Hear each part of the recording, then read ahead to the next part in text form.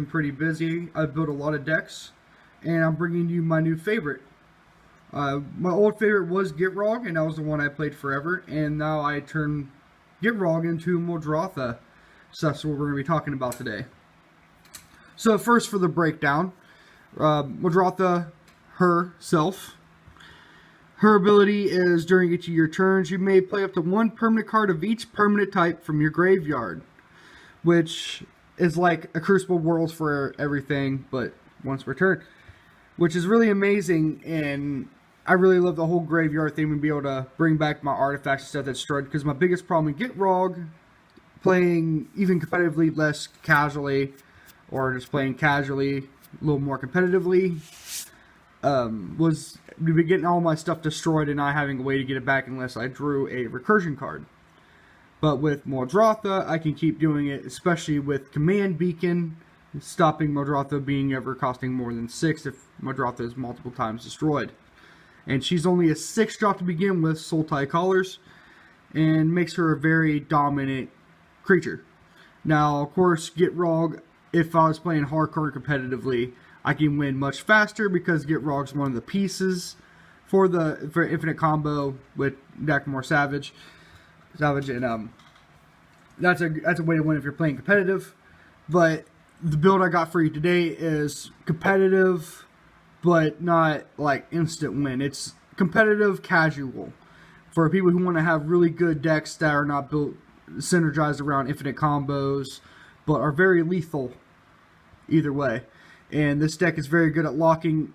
If this deck gets to late game or mid game, even at least, or if it has a really amazing start, it can get ahead of the curve and get to the point where it can't be defeated unless you had multiple people to gang up on you, but a single person wouldn't be able to beat you unless he just had the nuts in hand. Multiple counters, multiple exile removal, all that. That's the only way to really stop this deck. And in my locals, that's the biggest problem, is I gotta watch being taken against by multiple people, because they've all seen the point where I get to a lock where I'm not taking no damage from any sources unless they happen to draw a lucky card. But I usually have a counter backed up just for that reason. So let's go ahead and get into the creatures. Going with the creatures, number 1, starting here, we're going with Laboratory Maniac. Now, as I said, it's not an instant win deck, but you do filter through your deck really fast. And especially if you're playing against somebody who's playing mill, it's really easy to get milled out. So having a Laboratory Maniac that you can get on the field to protect yourself is a really good way of dealing with that. Going up next is Sheldred, the Whispering Lud. Now, of course, it's a reanimator deck. So having a creature that gets rid of other people's creatures, plus reanimate your own, plus being a praetor, you just gotta have her in there. Next would be Worldbreaker. He's a really great removal since he exiles and it's on cast. So it's really hard to stop. Plus being able to sacrifice a land and return from your graveyard to your hand and be able to keep doing it, especially with the sack outlet, is really good. Next we got Taigam. He's really amazing for the fact that he can start filtering your deck and filling up your graveyard, which is what you want to do. And it's basically a Sylvan library on a creature that you don't have to pay life for, because your graveyard is like your hand when you have Muldrotha on the field. And plus it's a removal on a stick. It's really good. You can filter out stuff that you don't need, especially when you get later in the game. You don't need your fetch lands anymore. You can just filter those out because you really don't need them anymore. Next is Bane of Progress. Yes, you run tons of artifacts and enchantments in this build, but it's a great way if you're sitting low, and even destroying your artifacts and enchantments really ain't so bad since you can bring them back. So a good Bane of Progress could save you a game, especially against Pillow Fort or against somebody playing stacks. Bane of Progress is always really amazing to have. Next one is, of course, Soul Fleshbag Marauder. Great way of taking care of indestructibles and non-targetables. Fleshbag Marauder is just a staple for any kind of recursion deck. Gotta have Fleshbag. Next, of course, is another staple is Acidic Slime. Being able to destroy an artifact, enchantment, or land, and it being a Death Toucher is all amazing. It's acidic slime. Great addition to any green EDH deck in the beginning. Here we go with our dredgers. I run 2 in here, which is Stinkwood Imp and Grave Troll. Sorry about that, my mouth's a little dry. Grave Troll enters the battlefield with 1 counters on it for each creature card in your graveyard, which can make him a really huge creature to begin with, but what we want him in here for is his Dredge 6. He's our biggest dredge card in the deck, and basically what you want to do is pitch him from your hand or pitch him from the field, have him in your graveyard some kind of way so you can dredge tons of cards to get advantage very fast in this deck, which is the same thing with Stinkwood Imp, except for Stinkwood Imp has basically an invert death touch on him, and he has dredge 5. Either one of these are really amazing, especially if you can get him in your graveyard with Buried Alive or anything of the such. Those are both just really amazing dredge. Dredge is very important in the deck. You want to get to dredge as fast as possible to start filling up your graveyard. Next one, this is a really good card to get those dredge cards into your graveyard, is Scourge Familiar. Discarding a card to add a swamp to your mana pool is a great way to build up, especially for a great Tormented Hellfire or a Sangregate at any point in time. And there's a lot of, it's really good to just dump those dredge cards from your hand, or if you have Gitrog on the field, to dump lands from your hand to draw a card. So that's always great. It's the same thing with Noose Constrictor, which does the same. Next, we're going to go on to these two, which is Spore Frog and Siren Storm Tamer. These are 1-drop creatures that you can recur every turn with Gitrog that help protect you. Spore Frog being number 1 because it's a fog. It's Spore Frog. You can just keep fogging damage and protect yourself. That's why it takes multiple people. Against one person, you just keep fogging the damage if they're a combat deck. And there's other ways to stop other kinds of damage in this deck as well. Then the other one is Siren Storm Tamer, able to counter target spell or ability that targets you or a creature you control, which is amazing, especially if they're working on trying to destroy Muldrotha or any of your key pieces, and you just don't want them to do that, or an exile card. Or if somebody tries to burn your life total, specifically if there's a burn deck, Siren Storm Tamer is really good at protecting you from a big amount of damage. It's basically a counter on a stick. Going to some draw. Now, this card jumped from a 50-cent card to a possibly 25-cent card, all the way up to a $7 to a $10 card, is River Kelpie. Why? Because whenever River Kelpie or another permanent is put from the graveyard into play, you draw a card. And whenever a spell is played from a graveyard, you draw a card. So it's super amazing that you can play your cards from your graveyard, do their effects, get to draw a card. Or every turn when you bring multiple things back with Muldrotha, you draw a card for each of those things because they're all permanents, because you play one of each permanent type per turn. River Kelpie is the ultimate card for Muldrotha, and he's just amazing for that control. Next is Muldrifter, just for the fact that you can bring them back, draw the 2 cards. You know, you can evoke them when you're playing them to get them straight to your graveyard, bring them back with Muldrotha, draw 2 more cards. Quite amazing. Muldrifter is definitely a plus in the deck, and it's really hard to take him out because the draw 2 is just amazing. And he's a flyer, so those are always good. Next up, one of the few tutors I actually run in the deck. I try not to run tutors in this deck because I'm not playing it heavily casual, just playing competitive casual EDH with it. To make it more competitive in this deck is just add way more tutors. I put Protein Hulk in here because it's Protein Hulk. I can go get my Laboratory Maniac on speed if needed be, or I can get any of my Sacrifice outlets, my creature ones, and that's really amazing. Or any of my key pieces that I really need to start locking down the field if it gets to that point. Next is Solemn Rackham. He's really amazing for land searching. It's always good to get some land.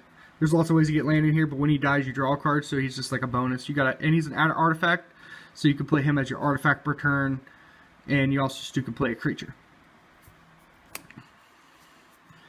Next is Level 1 Hydra.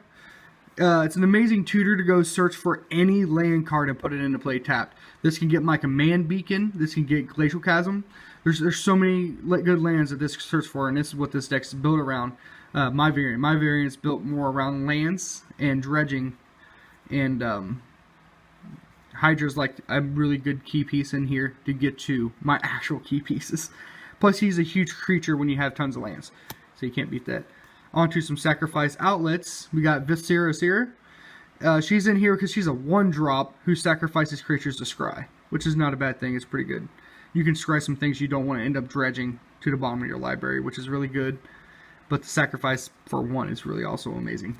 Really works with Protein Hulk too, to be able to get it on the field. Same thing with Bloodthorn Vampire. You can just sacrifice, especially if you want to go for a big hit, you can sacrifice tons of your creatures to her, make her big. Like if you got Avenger Zendikar every turn and hitting plants, sacrifice plants to make 1 Bloodthorn Vampire unblockable, kill somebody with like Rogue's Passage. I've done it. It's really fun. It's also just a great sacrifice outlet. You always got to need multiple sacrifice outlets because you need to get to them as fast as possible because they're important. Same thing with Gerard, but he's a sacrifice outlet that burns people, which is always fun. Like you got your Bloodthorn Vampire, make it really huge, make it a 40/40, and sacrifice him to Gerard. Boom, you just won the game unless anybody's health is way over 40, which happens in EDH. But you know the concept. You just keep doing things like that. Another sack outlet is Sadistic Hypnotist. Now, he can only do his ability as a sorcery, but being able to make your opponent discard 2 cards is strictly amazing, especially in this deck. Especially if you have all those plants, clear everybody's hands out and start exiling people's graveyards or take control of other people's graveyards. There's multiple creatures and cards in this deck that does that. So he's really amazing for that reason. I wish if he was instant speed, I bet he would be worth a lot more, but he's too great as he is. And another really great card to have in any competitive deck whatsoever is Notion Thief. Being able to, but if somebody wheels, being able to stop everybody else from collecting cards is amazing. I don't have any wheels in here. I should run them in here, but I try not to, especially since I run Notion Thief. People tend to get really mad in the groups, but it's a really good idea to do. I would run multiple wheels in this deck. There's blue wheels. There's at least 2 or 3 of them that you can throw in here easily. Currently, I just don't do it because I try not to be as much of an ass as I can. Sometimes. But that's a good way to make a whole group mad. But he's in there for anybody because you can flash him in there if somebody's trying to draw a whole bunch to win the game or something. He's a good failsafe. That's what this deck is made for, is pill affording failsafes, you know, all that good stuff. That's why I love the blue additive. It's like Get Raw with blue. Next is Archaeomancer. You gotta have him in here so you can keep recurring your instants and sorceries. That's very important. Especially if they get sent to the grave, if they get dredged out, you can't return them with Muldrotha. So you gotta have something that can. So Archaeomancer is for that reason. Next is Scavenging Ooze. So you can get rid of other people's things in the graveyard that you don't want them having. Especially if you're playing against another dredge deck, which happens quite often in big games of EDH. Next is Prowling Surfeopard. Stops your creatures from being countered. It's uncounterable itself. This is really good if you're trying to go for that game win. You know, bring Prowling Surfeopard back with Muldrotha, drop out a huge creature, do what you need to do, boom, boom, boom. There are many blue players. Next is Nyx Weaver. It's another mill card. It helps you mill out your library and also bring something back. Next up is Tassiker the Golden Fang. He's one of my favorite Sultai commanders. I used to have him as well built, but it was just more of a 1v1 deck, and I'd lean towards more multiplayer EDH. But inside Muldrotha, he's quite amazing because you can bring him out super cheap, and not only he also mills you cards, but also recurs them as well, so it fits the theme. Next, of course, is Oracle of Moldai. Being able to play extra lands per turn is really amazing in this deck, especially when there's a lot of land triggers and things I can do with land. And Oracle Moldai is one of a kind. Yes, this is a proxy. My other one is in a different deck. And I really love my proxies in this deck because it's my favorite EDH deck, so I try to put my really cool proxies in this one. Next up is Sylvan Safekeeper. She's really amazing for land sacrificing, which is since this is a land deck, you need land sacrificing to be able to like sacrifice Glacial Chasm so you don't have to keep taking damage, well, life loss specifically. She's really amazing for protecting your creatures so that nobody can exile your Commander Muldrotha or any of your key pieces. People hate seeing her on the field because lands going to my graveyard does not matter because of Crucible, Worlds, and Muldrotha, and being able to play multiple lands by different means like Oracle. Next up is Rift Sweeper. He's a must-have in the deck because people do end up exiling stuff from your graveyard if you don't have protection on the field at the time, or if they get rid of it in exile. Rift Sweeper allows you to bring back an exile card from your deck, from your exile pile back into your library. So, somebody exiles your Crucible of Worlds or exiles, a Chaomancer or something you need. Rift Sweeper will get it back for you. Just make sure he doesn't get exiled or you're kind of screwed. Next is Courser of Prufix. You got to have Courser in there. Being able to gain life off a land drop is amazing. It also allows you to play land off top of your library if you got none in your hand. It's really good. Also allows you to see what's coming up next. Allows you to decide if you want to dredge or not. So that's always amazing. Next is Vizier of the Menagerie. She's really amazing. Of course, looking at the top of your library again. Being able to cast a creature off the top of your library, because as you see, there's plenty of creatures in this deck. And being able to spend any color of mana for creatures is amazing, especially for color fixing if you need double green, double black, or green black, blue, and it's just, of course, any color fixings is amazing in a 3-color deck. So that's why I put her in there.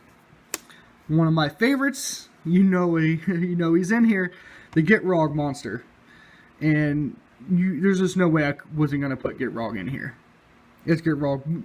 You get to draw every time a land hits the graveyard. That's amazing. You got to sacrifice a land at your upkeep, which puts lands in your graveyard, gets to trigger the extra draw. It makes your deck faster. You just get rock. Going into the last creature of the deck is Avenger of Zendikar, of course. We were talking about him. When he hits you put a lot of... I've had all my lands from my deck onto the battlefield and have dropped Avenger in this deck pretty easily and very consistently. It's really easy to get... It's really easy to get any land from your deck onto the battlefield with this deck when you're going through it so fast and just constantly playing lands. It's really amazing. And then when you got Urborg on the field, your fetch lands now become tap lands when they become useless. So Avengers in the card is amazing, especially when you can sacrifice them, keep bringing them back every turn with Muldrotha. Now we're on to artifacts. First, starting off with Crucible of Worlds. And any land deck, dredge deck, recursion deck, you got to have Crucible of Worlds because lands are going to filter your graveyard. Also, there's a lot of land destruction. Our groups don't really play hardcore land destruction, but when they do, there's Crucible of Worlds. Being able to recur your Glacial Chasm each turn after you sacrifice it, and it's just an amazing card. And Muldrotha only allows you to play one land per turn for your graveyard. Crucible of Worlds allows you to play as many as you want, as long as you can play multiple lands per turn, which comes in handy. Moving on, we got Orbs of Warding and Witchbane Orb. Both of them give you hexproof, which I like Orbs of Warding a little bit better because of the second effect. If a creature would deal damage, you prevent one of the damage. We've had Nekazar decks inside of our groups. Orbs of Warding completely shuts down Nekazar himself, because what he does whenever you withdraw, you lose 1 life. Orbs of Warning will prevent that 1 damage. So Orbs of Warning shuts that down, but also giving you hexproof, not being able to be targeted by a Bajuka Bog or any single target burn spell. It's really amazing to be hexproof by yourself, and you can recur it even if it gets destroyed because of Muldrotha.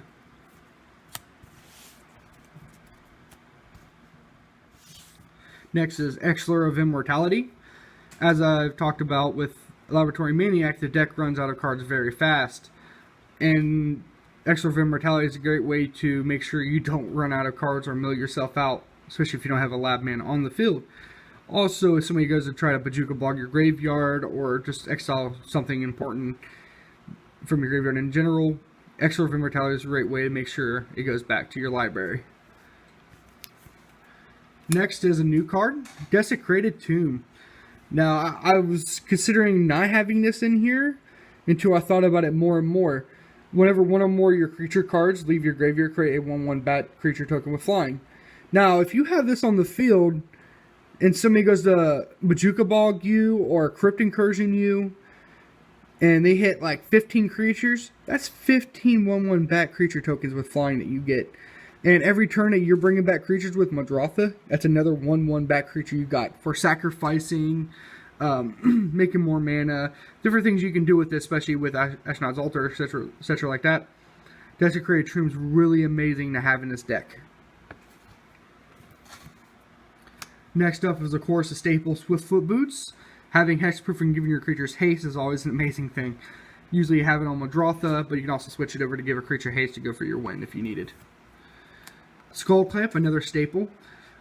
When you're ever going to sacrifice something that's bigger, that you need to sacrifice at all, Skull Clamp on it, get to draw 2 additional cards for your sacrifice anyways. It's just a staple. And being able to bring it back, especially since it's a 1-drop artifact, you can't beat that. Same thing with Soul Ring. Now, I wasn't going to run it in here, just because I don't like running Soul Ring in regular EDH unless it's competitive.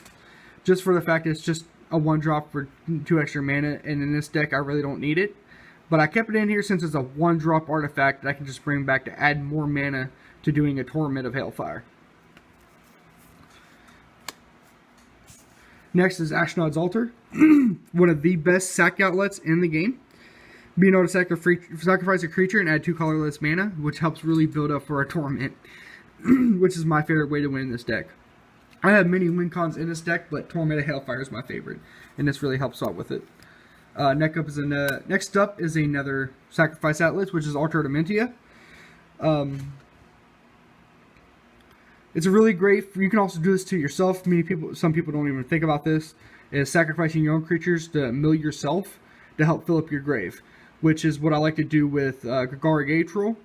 I'll put them on the field, make them slightly big because my graveyard's already filled somewhat, sacrifice them and mill myself a whole bunch, and do different triggers. And sometimes I'll get a draw off if I got something set up, and then that draw will trigger Grave Troll back to my hand.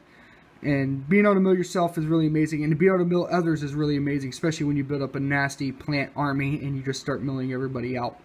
Or it's also when somebody tries to mass exile the field, or your field, or exile targets, having a sack outlet to dodge that is really amazing as well. And it's good to make them pay for that in the first place. Plus, people really hate being milled, and it's always funny to do. Last artifact in the deck is Zurin Orb. It's really great for sacrificing your lands to gain some life to save you in those desperate times. And it's also a land sack outlet, which is always good for the deck as well. And it's a 0-drop artifact, so you can play it for free from your graveyard with Muldrotha. Now we're on to enchantments. Starting off is Rhystic Study. Now, this allows you to draw cards way often more than not because people don't like paying for that 1 at the beginning. Of course, later in the game, there's going to be a lot of people who is going to pay, especially when they don't have much of a hand. But you're going to get a lot of value off of this, especially since you can bring it back with Muldrotha a lot, so somebody can't just kill it real quick and you sit in your graveyard forever. You got to have Rhystic Study in there for the draw. Next up is my favorite sack outlet in the deck, because the mass advantage. Greater Good. You sacrifice one of your big creatures, draw a whole mess of cards, and then discard 3. And discarding in this deck's not bad because they're still basically in your hand with Muldrotha. And it's a Greater Good's really amazing at that. I played a game recently, actually the last EDH game I played with this deck. I had Greater Good on the field from the beginning of the game. They've tried to get rid of it. I bring it back with Muldrotha multiple times. But it gave me such advantage that I was able to get to my key pieces insanely fast, fill up my graveyard insanely fast, lock down the field for myself to make sure I couldn't take any damage, and just waited for my win when I eventually won with Torment of Hailfire. Greater Good's probably one of the best sack outlets in this deck. And as soon as you get it, put it on the field, start using it. Don't worry about the discarding of 3 cards because you can get every single thing back in your deck. Sultai Ascendancy, one of my favorite enchantments in the deck, just on the draw aspect. Beginning of your upkeep, you look at the top 2 cards of your library, put any of them back into your graveyard, and the rest back on top of your library in any order. Now, just like we've talked about, putting stuff in your graveyard is like having it in your hands. So Sultai Ascendancy is basically allowing you to draw 2 extra cards. If you want to leave one on top, like if it's a counter so you can have it for later, leave it on top. You can also set up when you want to if you want to dredge, so send 2 to your graveyard. Or if you want one on top to be in your next draw, Solid Sensei allows you to do all these things. It's a super amazing card. Next up is Evolutionary Leap.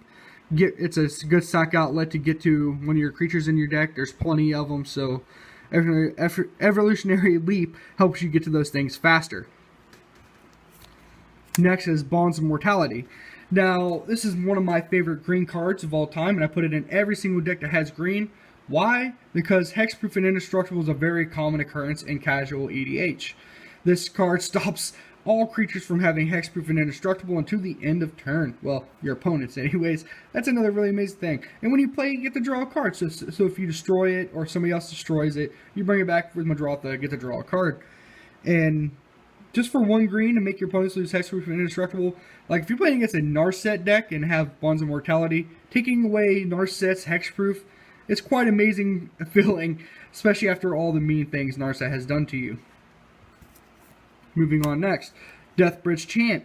This fills up your graveyard really fast and allows you to recur creatures. You can't beat that, especially for only 6 mana. Next is one of the most amazing enchantments in this deck overall. Squandered Resources. This is one of my main pieces for my win.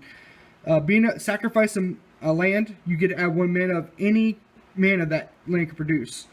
So when you tap all your mana out, float all that mana to your mana pool, sacrifice all your land, add all that much more mana to your mana pool, basically doubles your mana. And I use this for that reason. Or if somebody's trying to exile one of your lands, you can Squander Resources it out of the way. Or if you tapped out, it gives you some access to mana to be able to counter or to be able to react if you need to tap out. And you know that sending lands to your graveyard ain't such a bad thing because you can bring them right back. It's just basically extra mana. And also a land sack outlet. Next is Black Market. You're going to have a lot of creatures going to your graveyard. A lot of people are going to have a lot of creatures going into a graveyard, especially after a big board wipe. And Black Market tends to stay on the field for a while. And if it gets destroyed, you got Muldrotha to bring it right back and do it all over again, because that is what your deck does. Moving on, next is one of my favorite new cards, and it's basically one of the few sagas I actually quite enjoy. A few of the sagas I'm not too fond of, but this is my favorite. This one and the one that wipes all lands. I have that in one of my competitive decks. It's just nice and fun to restart a little game. But this one, for your first 2 triggers, it puts top 2 cards of your library in your graveyard. Then you may return a creature card from your graveyard to your hand. Now, I like this. It says also may, if you want to leave them in your graveyard. And also being able to return one to your hand that you might need in your hand, be able to, especially if you've already Muldrotha 1 creature this turn. It's really good to have. But the third trigger is what I really love about it. Return all land cards from your graveyard to the battlefield and shuffle your graveyard into your library. Now, this helps you from, running out of, your deck. Also, if you put a lot of, you squander the resources, all your lands off. Like if you already had this planned, you can get all yours back. Or if you board wipe with lands, boom, you got Mending on the field for its 3rd trigger, boom, you got them all back. That's why it's really amazing. And it's a lot of fun. And also you can keep playing it because it's a saga. It's an enchantment. So if it gets destroyed before it, you can bring it right back. Or if you just wanted to do the first 2 triggers over and over, if you have a way to get rid of your own enchantment, it's a good way to do it. Last one is really awesome. It's Zendikar Resurgent. It's in there. Not only does it double your mana, but also whenever you cast a creature spell, you draw a card, which is what you're going to do half the time anyways. And being able to have double mana is really good for an ending with Tormented Hellfire. I've Tormented Hellfire for over 100, yeah, well over 100. And it's really fun to do a really big one and just make everybody's day sad. That is it for the enchantments. Now we're on to instants and sorceries. First instant I have up is Force of Will. Why? It's a free counter. You can't beat a free counter. There's always some kind of blue card sitting in my hand, or something I have sitting by, like if I have 2 counters. Especially if you're tapped out, you've sacrificed all your mana, and they think you have nothing else left to do, and they try to counter your Tormented Hellfire. Boom! Force of Will. It's always a satisfying thing to force somebody's card out of the way. It's always fun. You don't have to have Force of Will, but it's an amazing thing to have. I know it's kind of on the expensive side, but luckily I have one.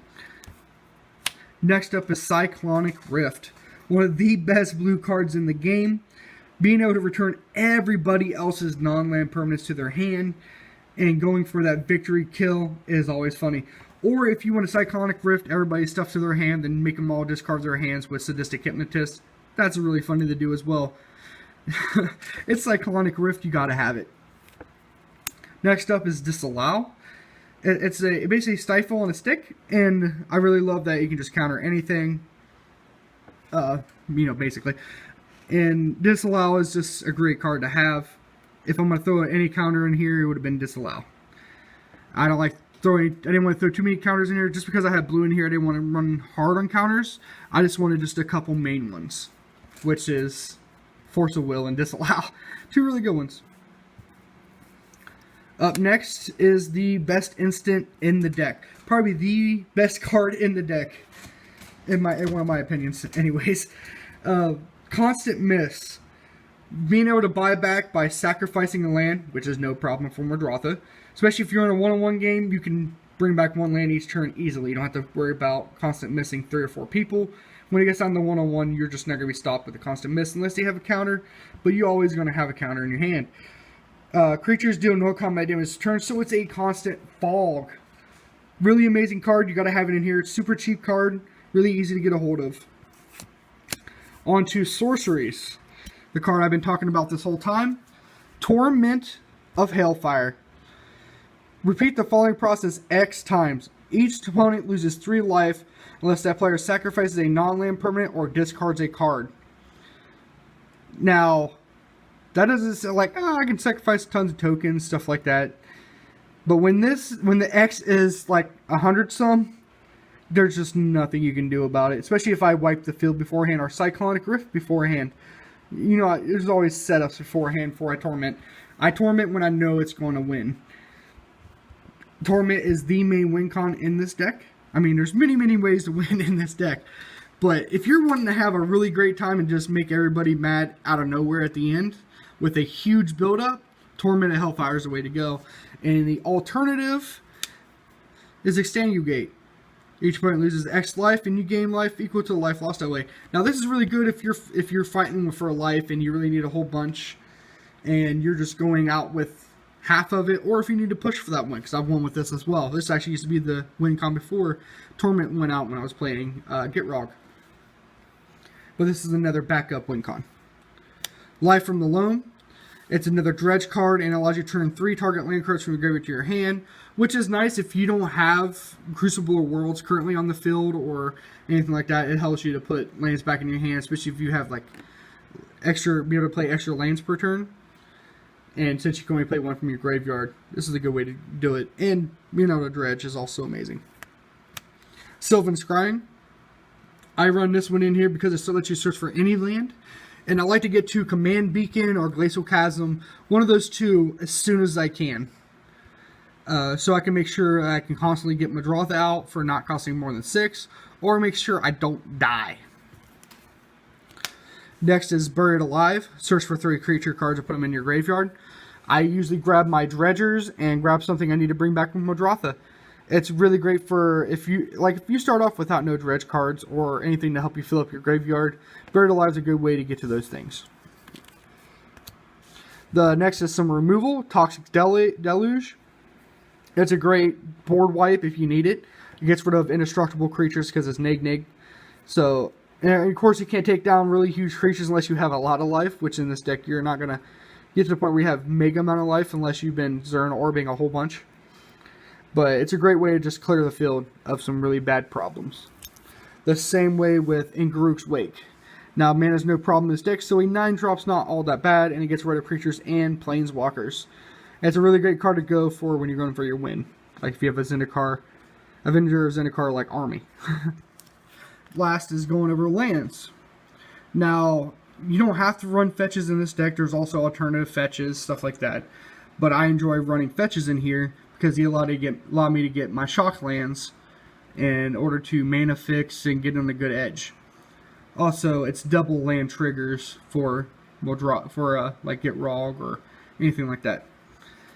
So you can run ones like Marsh Flats, Polluted Delta, Flooded Strand, Wooded Foothills, Windswept Heath. There's plenty of these to run. These ones are all fairly cheap, except for Marsh Flats being on the more expensive end. But you can run, you know, any fetch lands in here, and stuff like even stuff like Evolving Wilds. They're all good to run in here. And of course, shock lands. I don't have all the shock lands in this one because the other ones are in other decks. But these two, this is an example, being a forest island, swamp forest. To be able to search them with fetch lands is amazing. And it's just 2 life. It's EDH. 2 life ain't nothing. I've lost 10 life, you know, at the first few turns just setting up. Next, we're going into some special lands like Urborg. Make all lands into swamps, so that your marsh flats can tap for, you know, swamps. Or your glacial chasm that's just sitting there taps for a swamp. Urborg's really amazing in this deck to turn useless things into swamps. Next is the best land in the deck, of course, is Glacial Chasm.